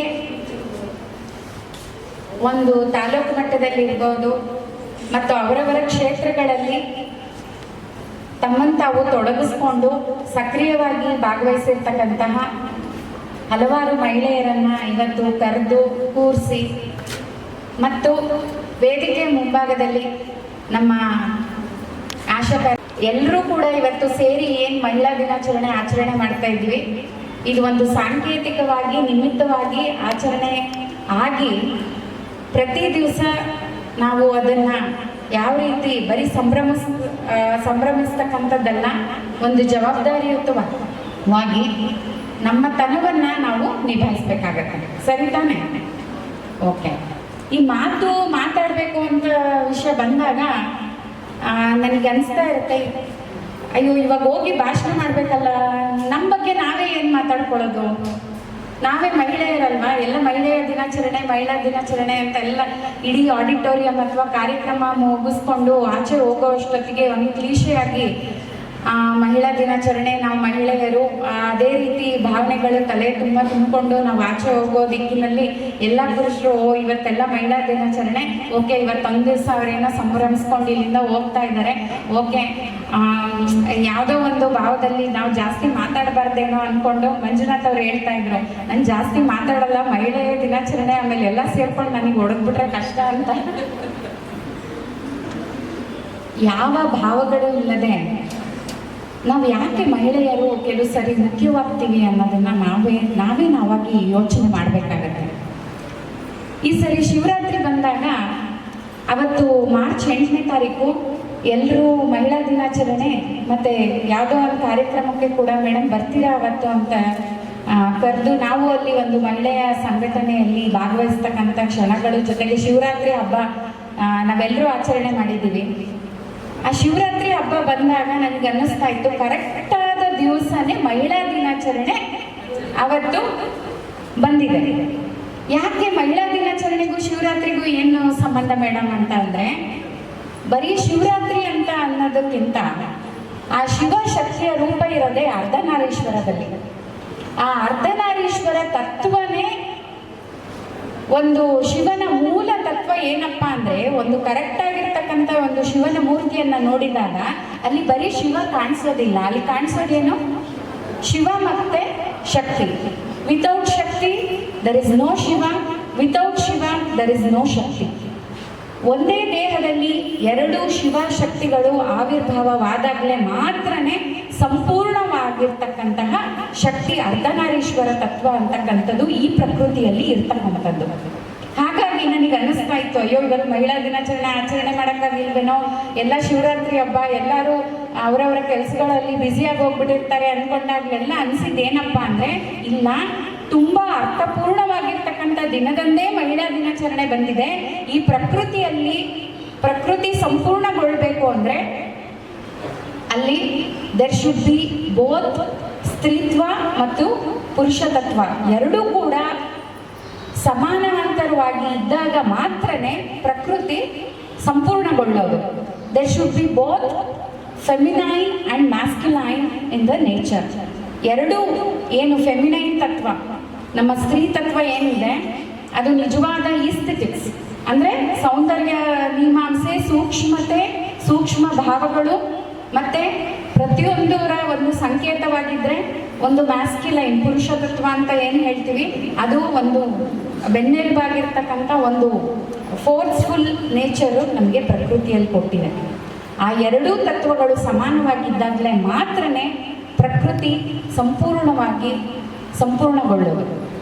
ಆದರೂ ಕೂಡ ಅದ್ರ ಹಿಂದೆನೇ ಯಾಕಪ್ಪ ನಾವು ಒಂದು ಹೆಜ್ಜೆ ಮುಂದೆ ಯೋಚನೆ ಮಾಡಿ ನಮ್ಮನ್ನು ನಾವು ಯಾಕೆ ಅರ್ಥ ಮಾಡ್ಕೋಬೇಕು ಅಂದರೆ, ಸುಮಾರಷ್ಟು ನಾವೆಲ್ಲ ಏನು ಮಾಡ್ತೀವಿ, ನಮಗೆ ಅತ್ಯಂತ ಪ್ರಿಯವಾದ ವಸ್ತು ಯಾವುದು ಮಹಿಳೆಯರಿಗೆ? ಅತ್ಯಂತ ಎಲ್ಲ ಒಂದು ಕಾಮನ್ ಆಗಿ ಯೋಚನೆ ಮಾಡಿದ್ರೆ ನಾವು ತುಂಬ ಇಷ್ಟಪಡೋ ವಸ್ತು ಯಾವುದು? ಹೇಳಿ ಅಮ್ಮ ಮಕ್ಕಳು, ತುಂಬ ಇಷ್ಟಪಡೋ ವಸ್ತು ಯಾವುದು? ಸಿಂಪಲ್ ವಸ್ತು. ಬೆಳಗ್ಗೆ ಎದ್ದ ತಕ್ಷಣ ಏನು ಮಾಡ್ತೀರಿ? ಅದಕ್ಕೂ ಇನ್ನೂ ಸ್ವಲ್ಪ ಬೇರೆ ಥರ ಯೋಚನೆ ಮಾಡಿ. ಫುಲ್ ರೆಡಿ ಆದಾಗ ಏನು ಮಾಡ್ತೀರಿ? ಎಕ್ಸಾಕ್ಟ್ಲಿ. ನಮಗೆ ತುಂಬ ಅತ್ಯಂತ ಇಷ್ಟವಾದ ವಸ್ತು ಕನ್ನಡಿ, ನಿಜ ತಾನೆ? ಆದರೂ ಒಂದು ಕಡೆ ಬೆಳಗ್ಗೆ ಎದ್ರು ಕೂಡ ದೇವ್ರ ಧ್ಯಾನ ಮಾಡ್ಕೊಂಡು ಒಂದು ಸತಿನಾರು ಹೋಗಿ ಕನ್ನಡಿ ನಿಂತಿರ್ತೀವಿ. ಆಮೇಲೆ ಎಲ್ಲ ರೆಡಿಯಾಗಿ ನಾವು ಚೆನ್ನಾಗಿದ್ದೀವಿ ಅಥವಾ ಚೆನ್ನಾಗಿಲ್ವೋ ಏನೋ ಒಂದು ಗೊತ್ತಿದ್ರು ಆಮೇಲೆ ಹೋಗಿ ಕನ್ನಡಿ ಮುಂದೆ ನಿಂತಿರ್ತೀವಿ. ಆಮೇಲೂ ಮಲ್ಕೊಳ್ಬೇಕಾದ್ರೂ ಬಿಡೋದಿಲ್ಲ ನಾವು. ಇನ್ನೂ ಒಂದ್ಸತಿ ಮಲಗ್ಬೇಕಾದ್ರೂ ಚೆನ್ನಾಗಿದ್ದೀವ ಅಂತ ಇನ್ನೂ ಒಂದ್ಸತಿ ಹೋಗಿ ಎಲ್ಲೋ ಒಂದು ಸಂದಿಲ್ ನೋಡ್ಕೊಂಡಿರ್ತೀವಿ. ಏನ್ರಮ್ಮ? ನಿಜ, ಒಪ್ಕೊಳ್ಳೋಣ, ನಮಗೆ ಖುಷಿ ಇದೆ. ಇಷ್ಟೊಂದು ಜನ ಸ್ತ್ರೀಯರೆಲ್ಲ ಇದ್ದೀವಿ, ಅಕಸ್ಮಾತ್ ಬರೀ ಪುರುಷರನ್ನೇ ಇಲ್ಲೆಲ್ಲ ಕೂರಿಸ್ಬಿಟ್ಟಿದ್ರೆ ಇಷ್ಟೊಂದು ಕಲರ್ಫುಲ್ಲಾಗಿ ನಮ್ಮ ಪ್ರೋಗ್ರಾಮ್ ಮಾತ್ರ ಆಗ್ತಿರ್ಲಿಲ್ಲ. ಏನು ಪ್ರತಿಯೊಬ್ಬರು ಹೆಣ್ಮಕ್ಳು ನೋಡೋದಕ್ಕೆ ನಿಜವಾಗ್ಲೂ ಖುಷಿ ಆಗುತ್ತೆ. ಒಬ್ಬೊಬ್ರು ಒಂದೊಂದು ರೀತಿಯಲ್ಲಿ the most beautiful women. Chandrakala ನೋಡಿದಾಗ I always think she is the most beautiful women because ಅವರು ಯಾವಾಗಲೂ ಏನೋ ಒಂದು ವಿಕಲಚೇತನ ನನಗೆ ಯಾವಾಗಲೂ ಅವ್ರು ನೋಡಿದಾಗ ವಿಕಲಚೇತನ ಅಂತ ಅನ್ಸೋದೇ ಇಲ್ಲ. She is the most powerful and beautiful women I C. Because ಅವರು ಮಾಡ್ತಕ್ಕಂಥ ಏನು ಕೆಲಸ ಇದೆ, ಆ ಕೆಲಸದ ಜೊತೆಗೆ ಒಂದು ಭಾವನೆಯನ್ನು ತಗೊಂಡು ಒಂದು ಆತ್ಮಶಕ್ತಿಯನ್ನು ಬೆಳೆಸ್ಕೊಂಡು, ಹೋದ ವರ್ಷನೂ ನಾನು ಚಂದ್ರಕಲಾ ಅವರಿಗೆ ನೋಡಿದ್ದೆ. ನನಗೆ ಖುಷಿ ಆಗೋರು ಅವ್ರು ನೋಡಿದಾಗ. ಅವರಲ್ಲಿ ಏನಪ್ಪ ಅಂದರೆ ಒಂದು ವಿಶೇಷ, ಯಾವುದಾದ್ರೂ ಒಂದು ಭೌತಿಕವಾಗಿರ್ತಕ್ಕಂಥ ಅಂಗ ಯಾವುದೋ ಮನುಷ್ಯನಲ್ಲಿ ನ್ಯೂನ್ಯತೆ ಹೊಂದಿರುತ್ತೆ ಅಂದರೆ ಭಗವಂತ ಅವನಿಗೆ ಅತ್ಯಂತ ಸುಮಾರಷ್ಟು ಒಳ್ಳೊಳ್ಳೆಯ ಮತ್ತು ಅತ್ಯಂತ ಶಕ್ತಿಯುತವಾದ ಇನ್ನಿತರೆ ಶಕ್ತಿಗಳನ್ನು ಒಬ್ಬ ಮನುಷ್ಯನಲ್ಲಿ ಕೊಟ್ಟರೆ, ಏನೋ ಸ್ವಲ್ಪ ನಡಿಲಿಕ್ಕೋ ಅಥವಾ ಏನೋ ಒಂದು ತೊಂದರೆ ಇರ್ಬೋದು. ಆದರೆ ಅವ್ರು ಕೂತ್ಕೊಂಡಾಗೆ ಹೇಳ್ತಾ ಇದ್ರು, ನಾನೇನೇ ಕೆಲಸ ಕೊಟ್ಟರು ಚೆನ್ನಾಗಿ ಮಾಡ್ತೀನಿ ಅಂತ. ಆ ಒಂದು ಆತ್ಮಶಕ್ತಿಯ ಜೊತೆಗೆ ಏನೇ ಒಂದು ಕೆಲಸ ಕೊಟ್ಟರು ಚೆನ್ನಾಗಿ ಮಾಡ್ತೀನಿ ಅನ್ನೋ ಭಾವನೆ ಮತ್ತು ಆ ಕೆಲಸ ಮಾಡೋ ಕುಶಲತೆ ಇದೆಯಲ್ಲ, ಅದು ಅವರಿಗೆ ಸಿಕ್ಕಿರ್ತಕ್ಕಂಥ ಅತ್ಯಂತ ಅತಿಶಯವಾದ ಅಪರೂಪವಾದ ಶಕ್ತಿಯಾಗಿರುತ್ತೆ. ಅದು ಒಬ್ಬ ಮಹಿಳೆ ಅಂತ ಅಂದಾಗ ಅದು ಇನ್ನೂ ಹೆಚ್ಚಾಗಿರುತ್ತೆ. ಏನಪ್ಪ ನಾವು ಮಹಿಳೆ ಆಗಿರೋದ್ರಿಂದ ನಾವು ಸ್ವಲ್ಪ ವಿಶೇಷವಾಗಿ ಗುರುತಿಸ್ಕೊಂತೀವ ಅಥವಾ ವಿಶೇಷವಾಗಿ ಹೇಳ್ಕೊತೀವ ಅಂತ ಅಂದರೆ ಬಹುಶಃ ಅಲ್ಲ. ವಿ ಆರ್ ಆಲ್ ನಾವೆಲ್ಲ ಅಕ್ಕ ತಂಗಿಯರು ಯೋಚನೆ ಮಾಡಬೇಕಾಗಿರ್ತಕ್ಕಂಥ ವಿಚಾರ ಏನಪ್ಪ ಅಂದರೆ, ನಾವು ಯಾಕೆ ಪುರುಷನಾಗಲಿ ಅಥವಾ ಮಹಿಳೆಯಾಗಲಿ ಮಹಿಳೆಯನ್ನು ಒಂದು ವಿಶಿಷ್ಟವಾಗಿರ್ತಕ್ಕಂಥ ದೃಷ್ಟಿಕೋನದಿಂದ, ಒಂದು ಮಹತ್ತರವಾದ ದೃಷ್ಟಿಕೋನದಿಂದ ನೋಡಲೇಬೇಕಾದಂತಹ ಪರಿಸ್ಥಿತಿ ಅಂತಲ್ಲ, ನೋಡಲೇಬೇಕಾದಂತಹದ್ದು ಅನಿವಾರ್ಯ. ಯಾಕೆ ಅಂದರೆ ಒಬ್ಬ ಸ್ತ್ರೀಗೆ ಪ್ರಕೃತಿ ಒಂದು ಹೆಚ್ಚಿನ ಜವಾಬ್ದಾರಿಯನ್ನು, ಒಂದು ಪ್ರಕೃತಿ ದತ್ತವಾಗಿಯೇ ಒಂದು ಮಹಿಳೆಗೆ ಈ ಒಂದು ಸಾಮಾಜಿಕವಾಗಿ ಕೌಟುಂಬಿಕವಾಗಿ ಅದೆಲ್ಲ ನಾವು ಕಟ್ಕೊಂಡಿರೋದು. ಆದರೆ ಪ್ರಾಕೃತಿಕವಾಗಿಯೇ ಈ ಒಂದು ನೀವು ನೋಡಿ ಎಲ್ಲ ಒಂದು ಪ್ರಾಣಿ ವರ್ಗಗಳಲ್ಲಿ, ಪಕ್ಷಿ ವರ್ಗಗಳಲ್ಲಿ, ಕೀಟ ವರ್ಗಗಳಲ್ಲಿ ಅದರದೇ ಆಗಿರ್ತಕ್ಕಂತಹ ಒಂದು ಸಂತಾನೋತ್ಪತ್ತಿ ಅಥವಾ ಅದೊಂದು ಸಂತತಿಯನ್ನು ಬೆಳೆಸಲಿಕ್ಕೆ ಅದರದ್ದೇ ಆದ ಜವಾಬ್ದಾರಿಗಳನ್ನು ಬೇರೆ ಬೇರೆ ರೀತಿಯಲ್ಲಿ ಕೊಟ್ಟಿರುತ್ತೆ. ಆದರೆ ನಾವು ಏನು ಬಯೋಲಾಜಿಕಲ್ ಆಗಿ ಹೋಮೋಸೆಪಿಯನ್ಸ್ ಮನುಷ್ಯರು ಅಂತ ನಮ್ಮನ್ನು ನಾವು ಕರ್ಕೊಳ್ತೀವಿ, ನಮಗೆ ನಮ್ಮ ಇಡೀ ಮನುಷ್ಯ ಜನಾಂಗದ ಒಂದು ಸಂತತಿಯನ್ನು ಬೆಳೆಸಲಿಕ್ಕೆ ಮತ್ತು ಅದನ್ನು ಅದೇ ರೀತಿ ಕೊಂಡೊಯ್ಯಲಿಕ್ಕೆ ಒಂದು ಹೆಚ್ಚಿನ ಜವಾಬ್ದಾರಿಯನ್ನು ಸ್ತ್ರೀಗೆ ಈ ಪ್ರಕೃತಿ ಕೊಟ್ಟಿರೋದ್ರಿಂದಲೇ ನಾವು ಅದನ್ನು ತುಂಬ ಬಹುಮುಖ್ಯವಾಗಿ ನಾವೆಲ್ಲರೂ ಕೂಡ ಭಾವಿಸ್ಬೇಕು. ಅದು ಪುರುಷನೇ ಆಗಿರ್ಬೋದು, ಮಹಿಳೆನೇ ಆಗಿರ್ಬೋದು. ಈವನ್ ಆ ಒಂದು ಜವಾಬ್ದಾರಿಯನ್ನು ಒಬ್ಬ ಮಹಿಳೆಯನ್ನೂ ಅರ್ಥ ಮಾಡ್ಕೊಂಡಿದ್ರೆ ಅದು ಕೂಡ ತಪ್ಪಾಗುತ್ತೆ. ಅದಕ್ಕೆ ಆ ಜವಾಬ್ದಾರಿಯನ್ನು ಕರೆಕ್ಟಾಗಿ ಅರ್ಥ ಮಾಡಿಕೊಂಡು ನಾವೆಲ್ಲರೂ ಜೀವನ ಮಾಡಬೇಕಾಗಿರೋದು ಒಬ್ಬ ಮಹಿಳೆಯಾಗಲಿ ಪುರುಷನಾಗಲಿ ಅವರ ಜವಾಬ್ದಾರಿ ಮತ್ತು ಕರ್ತವ್ಯ ಆಗಿರುತ್ತೆ. ಅದನ್ನು ಮಹಿಳೆಯೂ ಕೂಡ ಮರೆತರೆ ತಪ್ಪು. ಇವತ್ತು ನನಗೆ ಖುಷಿ ಆಗ್ತಾ ಇತ್ತು. ನರ್ಸಿಂಗ್ ನಮ್ಮ ಹೆಣ್ಮಕ್ಳೆಲ್ಲರೂ ಇಲ್ಲಿ ಗ್ಯಾದರ್ ಆಗಿದ್ರು. ಮಂಜುನಾಥ ಹೇಳಿದ್ರು ನಮ್ಮ ಮಕ್ಕಳೆಲ್ಲ ಬರ್ತಾರೆ ಮೇಡಮ್ ಅಂತ. ಆಯಿತು, ಅವರೇ ಮುಖ್ಯವಾಗಿ. ನಾನು ಕೂತ್ಕೊಂಡಾಗ ಅದೇ ಯೋಚನೆ ಮಾಡ್ತಾ ಇದ್ದೆ, ಸುಮಾರು ಎಷ್ಟು ಜನ ನಿಮ್ಮಲ್ಲಿ ನರ್ಸಿಂಗ್ ಇದರಲ್ಲಿ ಬಾಯ್ಸ್ ಅಡ್ಮಿಷನ್ ಆಗ್ತಾರೆ? ಬಾಯ್ಸ್ ಕಮ್ಮಿ, ಹೆಣ್ಮಕ್ಳೇ ಫಿಂಗರ್ ಕೌಂಟ್ಸು. ಮಹಿಳೆ ಮಕ್ಕಳೇ ನಮ್ಮ ನರ್ಸಿಂಗ್ ಕಾಲೇಜಲ್ಲಿ, ನರ್ಸಿಂಗ್ ಕಾಲೇಜ್ ಕೂತ್ಕೊಂಡಿದ್ರು. ಹಾಗಾಗಿ ನಾನು ಅದೊಂದು ಉದಾಹರಣೆಯನ್ನು ಕೊಡ್ತೀನಿ. ಯಾಕಂದರೆ ಈಗ ಅಡುಗೆ ಮಾಡೋವಂಥ ಸಂದರ್ಭ ಬಂದಾಗ ದೊಡ್ಡ ದೊಡ್ಡ ಫಂಕ್ಷನಲ್ಲೆಲ್ಲ ಅಡುಗೆ ಮಾಡೋರು ಹೆಣ್ಮಕ್ಳು ಅಡುಗೆ ಮಾಡಲ್ಲ. ಅಡುಗೆ ಮಾಡೋರು ಯಾರು? ಬಾಣಸಿಗರು, ಗಂಡು ಮಕ್ಕಳೇನೆ. ಅವ್ರು ಅಷ್ಟೊಂದು ದೊಡ್ಡ ದೊಡ್ಡ ಅಮೌಂಟಲ್ಲಿ ಅಡುಗೆ ಮಾಡಬೇಕು ಅಂದರೆ ನಮ್ಮ ಕೈಲಿ ಆಗೋದಿಲ್ಲ, ಅವರೇ ಅಡುಗೆ ಮಾಡಬೇಕು. ಅದೇ ರೀತಿ ಈ ಒಂದು ವಿಚಾರ ಬಂದಾಗ ನನಗೆ ಅನಿಸಿದ್ದು ಏನಪ್ಪ ಅಂದರೆ, ನರ್ಸಿಂಗ್ ಸ್ಟೂಡೆಂಟ್ಸ್ ಎಲ್ಲ ನೋಡಿದಾಗ ಖುಷಿ ಆಯಿತು. ಆ ಒಂದು ವರ್ಗ ಇದೆಯಲ್ಲ, ನಮ್ಮ ಆಶಾ ಕಾರ್ಯಕರ್ತೆಯರಿರ್ಬೋದು, ಅಂಗನವಾಡಿಯವರು ಇರ್ಬೋದು, ನರ್ಸಿಂಗ್ ಸ್ಟೂಡೆಂಟ್ಸ್ ಇರ್ಬೋದು, ನಿಜವಾಗ್ಲೂ ಏನು ಒಂದು ಸಮಾಜಕ್ಕೆ ಬೇಕಾದ ಮತ್ತು ಆ ಒಂದು ಸ್ತ್ರೀ ಒಂದು ಇದಕ್ಕೆ ಬೇಕಾಗಿರ್ತಕ್ಕಂಥದ್ದು ಅಷ್ಟೇ ಅಲ್ಲ, ಒಂದು ಆರೋಗ್ಯ ದೃಷ್ಟಿ ಇರ್ಬೋದು, ಸಾಮಾಜಿಕ ಒಂದು ಇದರಲ್ಲೇ ಇರ್ಬೋದು, ಆ ಒಂದು ಕಾರ್ಯವನ್ನು ಕರ್ತವ್ಯವನ್ನು ನಿರ್ವಹಿಸೋದಕ್ಕೆ ಕೆಲವು ವಿಭಾಗಗಳಲ್ಲಿ ಮಹಿಳೆಯರಿಗೆ ಮಾತ್ರವೇ ಸಾಧ್ಯ ಆಗೋದು. ಕೆಲವು ವಿಭಾಗಗಳು ಹೇಗೆ ಪುರುಷನಿಗೆ ಸಾಧ್ಯ ಆಗುತ್ತೋ ಅದೇ ರೀತಿ ಕೆಲವು ವಿಭಾಗಗಳು ಮಹಿಳೆಯರಿಗೆ ಸಾಧ್ಯ ಆಗುತ್ತೆ. ಎಸ್ಪೆಷಲಿ ನರ್ಸಿಂಗ್ ಸ್ಟೂಡೆಂಟ್ಸು ಮತ್ತು ಮಹಿಳಾ ಮತ್ತು ಮಕ್ಕಳ ಕಲ್ಯಾಣ CDPO ಮೇಡಮ್ ಅವರು ಹೇಳ್ತಾ ಇದ್ರು, ಕೆಲವೊಂದು ಕ್ಷೇತ್ರಗಳಲ್ಲಿ ಏನಾಗುತ್ತೆ, ನಮ್ಮನ್ನು ನಾವು ಸ್ವಲ್ಪ ಮಹಿಳೆಯರೇ ಯಾಕೋ ಅದ್ರ ಬಗ್ಗೆ ಸರಿಯಾಗಿ ಯೋಚನೆ ಮಾಡ್ದಲೆ ನಾವು ಅದನ್ನು ಗುರುತಿಸ್ಕೊಂಡು ನಮ್ಮ ಒಂದು ಕರ್ತವ್ಯಗಳನ್ನು ಮಾಡಬೇಕು ಅನ್ನೋ ಒಂದು ನಿಟ್ಟಿನಲ್ಲಿ ಕೆಲವು ವಿಷಯಗಳ ಬಗ್ಗೆ ನಾವು ಮಹಿಳೆಯರು ಮಾತನಾಡೋದೇ ಇಲ್ಲ. ನಿಜ ತಾನೆ? ಕೆಲವು ವಿಚಾರಗಳನ್ನು ಸಾಮಾಜಿಕವಾಗಿ ಅಥವಾ ನಮ್ಮಲ್ಲೇ ಮಾತಾಡಿಕೊಂಡ್ರೆ ಅದನ್ನು ಯಾವುದೋ ಒಂದು ಆರ್ಥೋಡಾಕ್ಸ್ ಆಗಿ, ಅಂದರೆ ಒಂದು ಕುರುಡು ಭಾವನೆಗಳಾಗಿ ನಾವು ತಿಳ್ಕೊಂಡ್ಬಿಡ್ತೀವಿ. ಏಕೆಂದರೆ ಅದು ನಿಜವಾಗ್ಲೂ ಪ್ರತಿಯೊಬ್ಬರು, ಅದು ಪುರುಷನೇ ಇರ್ಬೋದು, ಮಹಿಳೆನೇ ಇರ್ಬೋದು, ಪ್ರತಿಯೊಬ್ಬರು ತಿಳ್ಕೊಳ್ಬೇಕಾಗಿರ್ತಕ್ಕಂಥ ವಿಚಾರಗಳಾಗಿರ್ತದೆ. ಆ್ಯಸ್ ಎ ಕನ್ಸ್ಯೂಮರ್ ಆಗಿರ್ಬೋದು ಅಥವಾ ವಿದ್ಯಾವಂತ ಹೆಣ್ಮಕ್ಳಾಗಿರ್ಬೋದು, ತಿಳಿದ ಹೆಣ್ಮಕ್ಳೇ ಆಗಿರ್ಬೋದು. ಕೆಲವು ಸತಿ ನಾವು ಅದ್ರ ಬಗ್ಗೆ ಮಾತನಾಡೋದೇ ಇಲ್ಲ. ಸಾಮಾಜಿಕವಾಗಿ ಮಾತಾಡಿದ್ರೆ ಅಯ್ಯೋ ಯಾರು ಏನು ಅಂದ್ಕೊಂಡ್ಬಿಡ್ತಾರೋ, ಏನಾಗುತ್ತೋ ಅಂದ್ಕೊಳ್ತೀವಿ. ಅದೇ ವೈಯಕ್ತಿಕವಾಗಿ ಅದು ನಮ್ಮ ಪ್ರಧಾನಮಂತ್ರಿ ಉಜ್ವಲ ಯೋಜನೆ ಬಗ್ಗೆ ಆ ಒಂದು ಪ್ರಾತ್ಯಕ್ಷಿಕೆ ಕೂಡ ಇದೆ. ಒಂದು ಕಾರ್ಯಾಗಾರ ಇವತ್ತು ತಾವೆಲ್ಲರೂ ಭಾಗವಹಿಸಿದ್ದೀರಾ. ಎಸ್ಪೆಷಲಿ ನಮ್ಮ ಈ ಒಂದು ದಿನವನ್ನು ನಾವೆಲ್ಲರೂ ಸಾಂಕೇತಿಕವಾಗಿ ಅತ್ಯಂತ ಸಂಭ್ರಮದಿಂದ ನಮ್ಮನ್ನು ನಾವು ಅರ್ಥ ಮಾಡ್ಕೊಳ್ಳೋ ನಿಟ್ಟಿನಲ್ಲಿ ನಾವೆಲ್ಲರೂ ಆಚರಿಸೋಣ. ಯಾಕಂದರೆ ಅಲ್ಲಿ ಬಂದ ತಕ್ಷಣ ನಮ್ಮ ಉಜ್ವಲ ಯೋಜನೆ ನಮ್ಮ ಆತ್ಮವನ್ನು, ನಮ್ಮ ಭಾವವನ್ನು, ಪ್ರತಿಯೊಂದನ್ನು ನಮ್ಮನ್ನು ನಾವು ನೋಡಿಕೊಂಡು ವಿಮರ್ಶೆ ಮಾಡಿಕೊಳ್ಳಿಕ್ಕೇ ನಮಗೆ ಅತ್ಯಂತ ಕನ್ನಡಿ ಪ್ರಿಯವಾಗಿರ್ತಕ್ಕಂಥ ವಸ್ತು. ನಾವು ಕನ್ನಡಿಯ ಮುಂದೆ ಬರೀ ಸೌಂದರ್ಯ ಅಲ್ಲ ನೋಡ್ಕೋಬೇಕಾಗಿರೋದು, ನಾವು ಅಲ್ಲಿ ನಮ್ಮ ಒಂದು ವ್ಯಕ್ತಿತ್ವವನ್ನು ವಿಮರ್ಶೆ ಮಾಡಿಕೊಳ್ಳಲಿಕ್ಕೋಸ್ಕರ ಪ್ರತಿಯೊಬ್ಬರು ಕನ್ನಡಿಯನ್ನು ನೋಡ್ಕೋಬೇಕು. ಯಾಕಪ್ಪ ವಿಮೆನ್ ಸ್ಟ್ರಾಂಗ್, ಒಂದು ಇಂಗ್ಲೀಷಲ್ಲಿ ಒಂದು ಕೋಟ್ ಇದೆ, women is like a tea bag, you don't know how much strong it is until and unless you put it in the hot water ಅಂತ.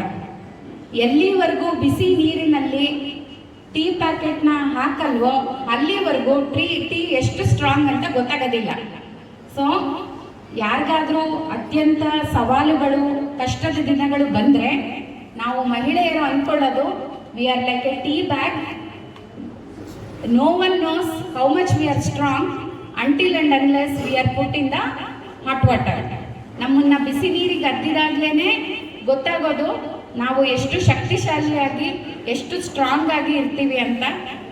ಒಂದು ಮಹಿಳೆಗೆ ನಾವು ಹಿಂಗಾಯ್ತು, ನಾವು ಆ ಥರ ಕಷ್ಟ ಇದೆ, ಈ ಥರ ಕಷ್ಟ ಇದೆ, ನಾವು ಇಷ್ಟೇ ಕಷ್ಟದಲ್ಲಿ ನನ್ನ ಕೈ ಮಾಡೋಕ್ಕಾಗಲ್ಲ ಅಂತ ಯಾವ ಭಾವನೆಯಲ್ಲಿ, ಆತ್ಮನ್ಯೂನ್ಯತಾ ಭಾವನೆಯಲ್ಲಾಗಲಿ ಯಾವತ್ತೂ ಮಹಿಳೆ ಬಳಲಬಾರ್ದು. ಹಾಗಂತ ಯಾವುದೋ ಒಂದು ರೀತಿಯ ಸವಲತ್ತುಗಳು ಸಿಕ್ತು ಅಥವಾ ಯಾವುದೋ ಒಂದು ರೀತಿಯ ಅವಕಾಶ ಸಿಕ್ತು ಅಂತ ಒಂದು ಭಾವದಲ್ಲಿ ಅವರು ಇನ್ನೂ ಅತಿ ಹೆಚ್ಚಾಗಿ ಸ್ವೇಚ್ಛಾಚಾರವಾಗಿ ಇರೋದು ಅಲ್ಲ. ಹಾಗಾಗಿ ಒಂದು ಸಮತ್ವ ಭಾವದಿಂದ, ಒಂದು ಇಂಟೆಲೆಕ್ಚುಯಲ್ ಆಗಿ, ಒಂದು ಉದ್ಯಮಶೀಲರಾಗಿ ಮಹಿಳೆಯರು ಇವತ್ತು ಬೆಳಿಬೇಕಾಗಿದೆ.